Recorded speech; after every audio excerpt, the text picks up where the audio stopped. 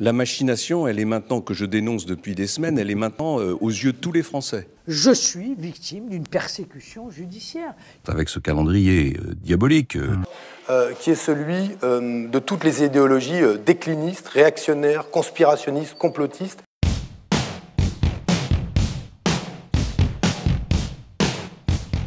Étymologiquement, conspirer vient du latin cum spirare, qui veut dire qu'on respire ensemble. Les conspirateurs, ce sont des gens qui sont à la fois organisés, puisqu'ils sont ensemble, et ils sont insoupçonnables, puisqu'ils sont, comme l'air qu'ils respirent, impalpables. Ils sont donc impalpables et organisés.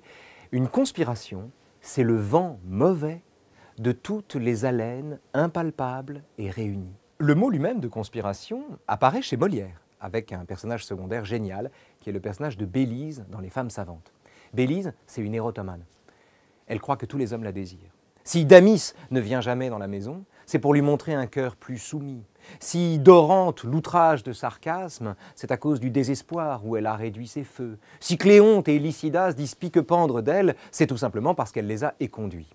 Autrement dit, Bélise explique le comportement de l'humanité entière à la lumière du désir qu'elle inspire à tous les hommes. Et ça, c'est la matrice, si j'ose dire, du conspirationnisme lui-même. Parce que dit Bélise? Que moins ça se voit, plus c'est vrai. Plus les hommes disent du mal d'elle, plus ça prouve qu'ils la désirent. 2, ce que les apparences recouvrent prend la forme qui nous convient, la forme qui convient à mon désir. Puisque les apparences disent le contraire, c'est que alors ce qui se passe derrière le voile des apparences va dans le sens de ce que je crois. 3, ça donne sens. Or, le propre des conspirations, c'est qu'elles donnent sens à tous les hasards qui nous entourent.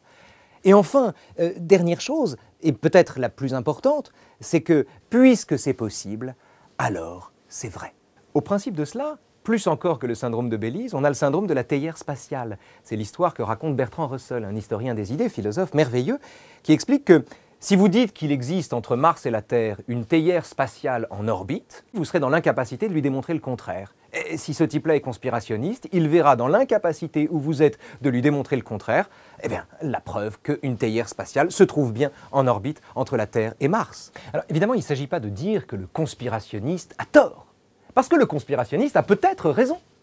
C'est possible, d'ailleurs, il existe des conspirations. Le problème du discours du conspirationniste, ça n'est pas sa fausseté, c'est au contraire son irréfutabilité. Le problème de ce discours, c'est qu'il se présente comme irréfutable. Et s'il a raison, ça n'est jamais que accidentellement. Il est possible qu'Obama ait mis Trump sur écoute. Il est possible qu'une théière spatiale soit en orbite entre la Terre et Mars. Il est possible que tous les hommes de la Terre désirent Bélise. Tout cela est possible. Peut-être que c'est le cas.